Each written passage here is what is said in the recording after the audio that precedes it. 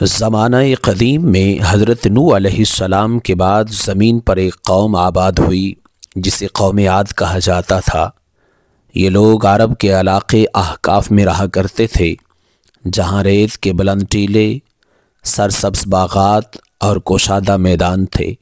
اللہ تعالیٰ نے اس قوم کو ایسی طاقت، شان و شوکت اور جسمانی قوت عطا فرمائی تھی کہ لوگ انہیں دیکھ کر دنگ رہ جاتے تھے۔ قوم عاد کے لوگ لمبے قد، دراز قامت، مضبوط جسم اور غیر معمولی طاقت کے مالک تھے۔ وہ بلند و بالا ستونوں والے محلات بناتے، پہاڑوں کو تراشتے اور فخر سے کہتے، ہم سے زیادہ طاقتور کون ہے؟ یہی غرور ان کے دلوں کو اندھا کر چکا تھا۔ اللہ کی نعمتیں پانے کے باوجود وہ شرک، ظلم اور سرکشی میں مبتلا ہو گئے۔ اللہ کے نبی حضرت ہود علیہ السلام کو اس قوم کی طرف بھیجا گیا۔ اللہ تعالیٰ نے اپنی رحمت سے ان کی ہدایت کے لیے حضرت نوح علیہ السلام کو نبی بنا کر بھیجا۔ حضرت ہود نرم لہجے میں قوم سے فرماتے، اے میری قوم، ایک اللہ کی عبادت کرو، اس کے سوا تمہارا کوئی معبود نہیں، اس سے ڈرو تاکہ تم پر رحم کیا جائے۔ حضرت ہود علیہ السلام نے انہیں سمجھایا کہ یہ طاقت اور دولت اور مال و متاع تمہارا کمال نہیں بلکہ میرے مالک، میرے رب کی عطا ہے۔ اگر شکر نہ کیا تو عذاب آ سکتا ہے۔ قوم عاد نے حضرت ہود علیہ السلام کی باتوں کا مذاق اڑایا۔ انہوں نے کہا، یہ صرف باتیں ہیں، حقیقت نہیں ہے، اور پھر اس پر کہنے لگے، کیا تم ہمیں ہمارے معبودوں سے روکنے آئے ہو؟ اگر تم سچے ہو تو وہ عذاب لے آؤ جس کی دھمکی دیتے ہو۔ اللہ اکبر! یہ وہ لمحہ تھا جب نصیحت کے دروازے بند ہونے لگے۔ اللہ تعالیٰ نے پہلے انہیں بارش روک کر آزمایا۔ سال ہر سال قحط پڑا، زمین بنجر ہو گئی اور فصلیں نہ ہونے لگی، بے آب و گیا وادی نظر آنے لگی۔ حضرت ہود علیہ السلام نے پھر انہیں مخاطب کیا اور پکارا، اپنے رب سے معافی مانگو، وہ تم پر آسمان سے بارش برسائے گا۔ لیکن غرور نے ان کے دلوں کو پتھر بنا دیا تھا اور ان کے دلوں پر مہر ثبت ہو چکی تھی۔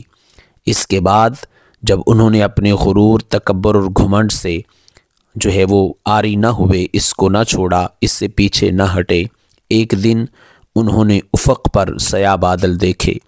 خوشی سے بولے، یہ بادل ہمیں بارش دینے آئے ہیں، مگر وہ بادل نہیں تھا، وہ تو اللہ کا عذاب تھا۔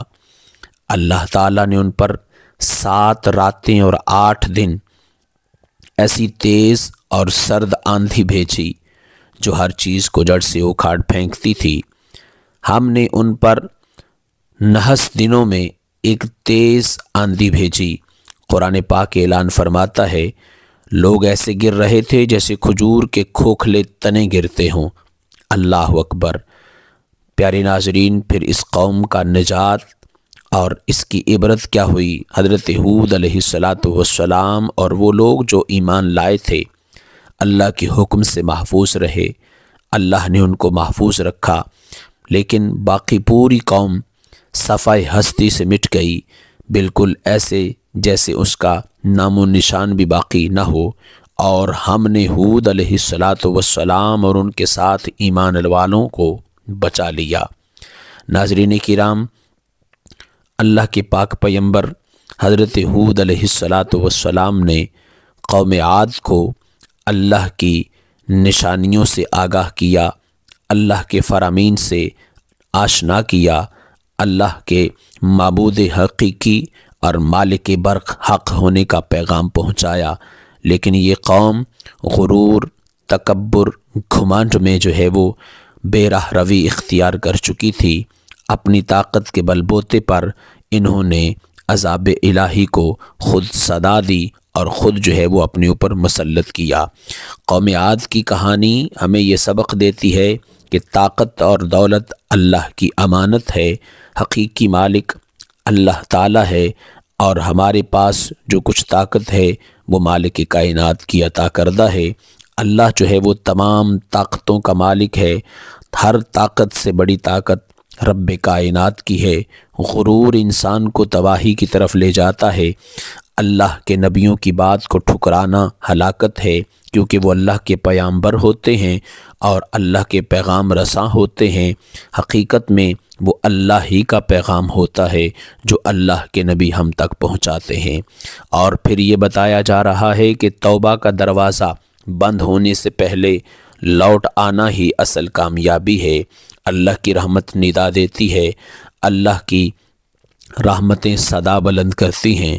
ہے کوئی مجھ سے توبہ کرنے والا، ہے کوئی مجھ سے استغفار کرنے والا کہ میں اس کی توبہ کو قبول کروں، اس کے گناہوں کو بخش دوں اور اسے نیکوکاروں میں شامل کر دوں۔ ناظرین کرام، اللہ کے قہر اور غضب سے ہر دم، ہر لحظہ اور ہر قدم پر ہمیں ڈرتے رہنا چاہیے اور اللہ کے حضور ہمیشہ توبہ استغفار کرتے رہنا چاہیے۔ اگر آپ کو ویڈیو پسند آئے تو چینل کو سبسکرائب، ویڈیو کو لائک اور شیئر ضرور کر دیجئے۔ کمنٹ